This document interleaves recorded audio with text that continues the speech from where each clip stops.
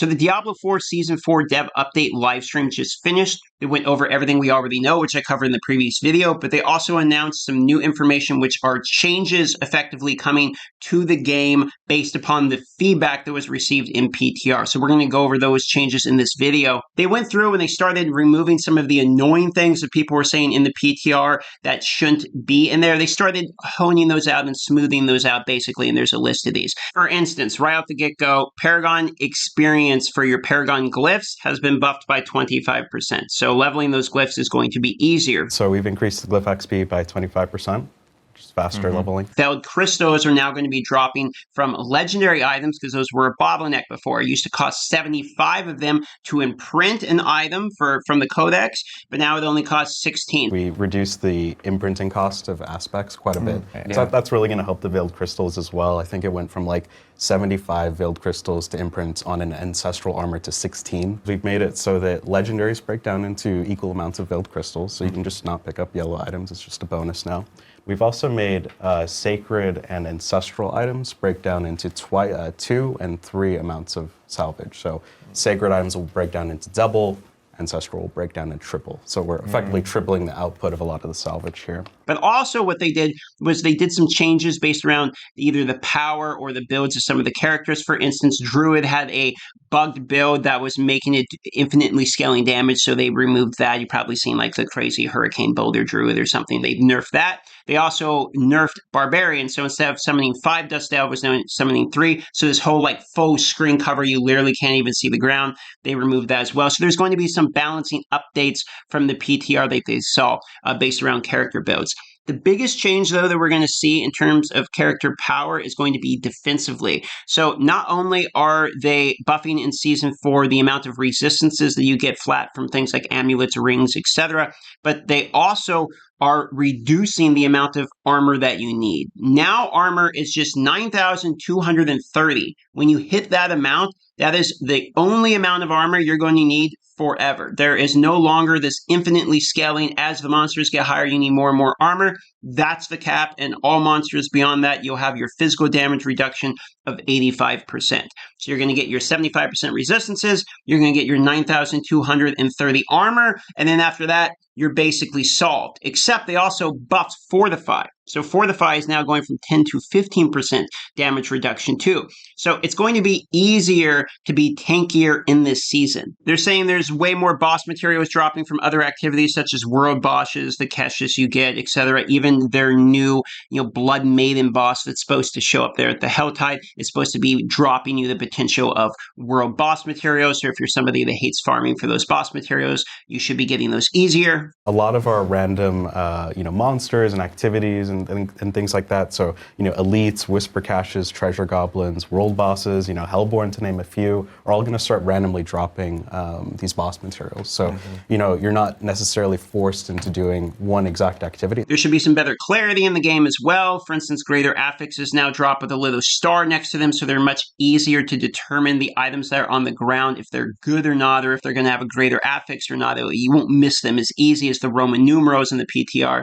The greater affixes actually have an icon on them in your inventory, so you can tell which items have greater affixes on them in your inventory without having to click on them. This was something I actually asked for directly in one of my videos, and they have it implemented, so I feel pretty good about that. And speaking of items, oboe gambling is going to be better. Now the oboe gambling will guarantee that you can get 925 items as well, and the oboes can have greater affixes in them too. So if you have really good gear for all your spots except your gloves, now the oboe gambler will be an easier way for you to acquire good gear for one specific spot. Basically is their goal with this. We made the gambler guarantee 925 legendaries at level 100, and those legendaries can roll greater affixes. So if you blow a ton of obols on two-handers, for example, those two-handed legendaries you're getting are the same as anywhere else in the game. So it's actually a huge efficiency boost to getting the items you're looking for. So to be clear, you can get some of the best items in the game from the obol vendor now. Absolutely. So. Now they did address that uniques aren't going to be potentially as good as legendary items because legendary items have tempering and masterworking and all these different things.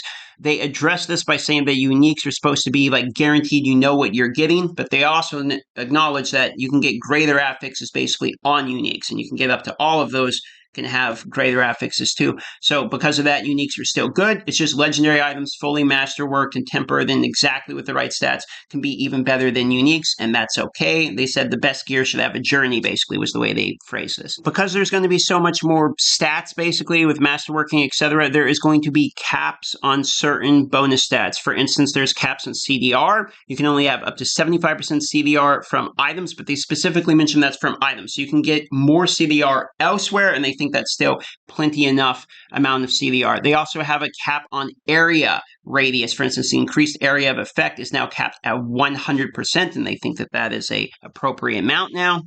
And speaking of items, basically, your Resplendent Sparks, the things that allow you to craft Uber Uniques, you can get 3 of them now. 1 from Lilith, 1 from a Torment boss, and 1 from your seasonal, reputation system with the Iron Wolves, I believe is what it was. So because of that, now you only need 1 more, aka if you get an Uber Unique drop, you can salvage it, get the other Resplendent Sparks from doing the other things in the season, which gives you 4, and now you can craft any Uber Unique you want. So as long as you get your hands on 1 Uber Unique, you can more or less change that into any Uber Unique that you need for your particular build.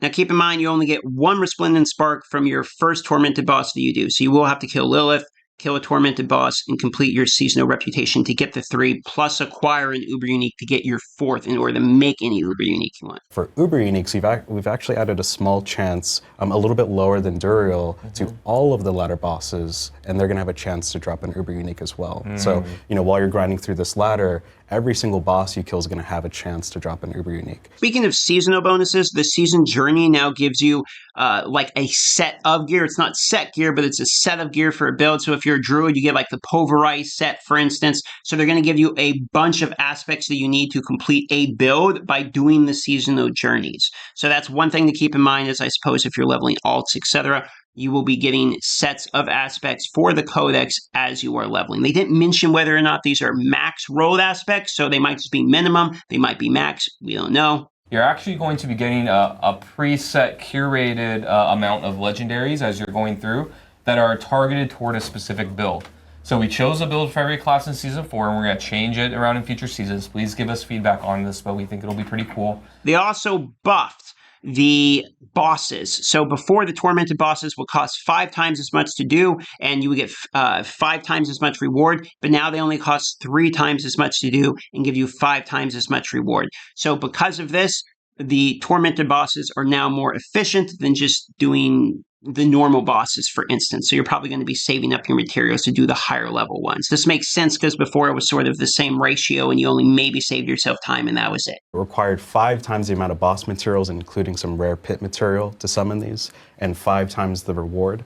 That didn't really feel like the right amount of reward efficiency for taking on something that was challenging, so we've nerfed the cost.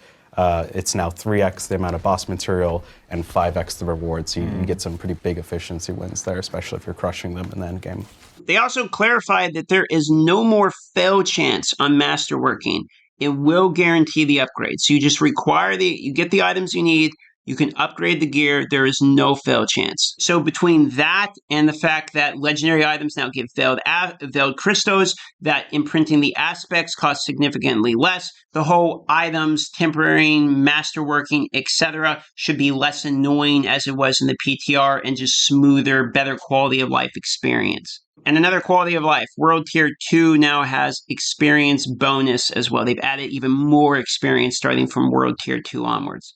We juiced the World Tier 2, 3, and 4 XP, so it ties super well. You can just get to blast the endgame very quickly now. Now, they did mention about the pit that they have made it slightly more difficult because they think people were blasting through the pit like way too easy, getting to the end game of the pit, basically, and they want that to be a progression, a smooth, easy progression. So the pit will be harder once it arrives on May 14th. From the PTR, we actually got feedback that it was way too easy. So we've taken a look and we've moved some of the masterworking material tiers around. Previously, the tier 1 masterworking materials only came from 1 to 20. We've moved that up 10 tiers. So tier 1 will come from 1 to 29.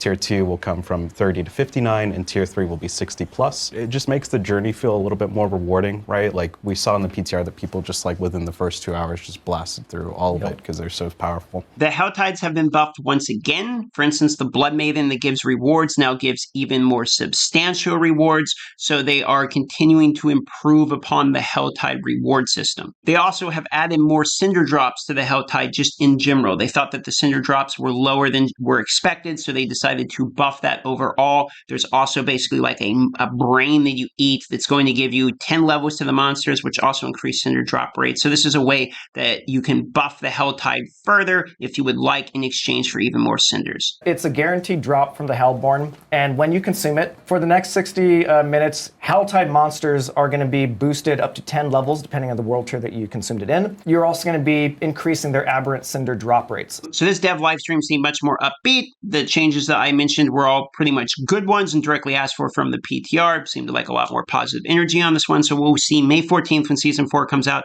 how exactly it feels to actually play it. But all of these changes listed were pretty good ones and ones I directly saw people asking for from the feedback. So that's about it. Love you all. See you on the next video.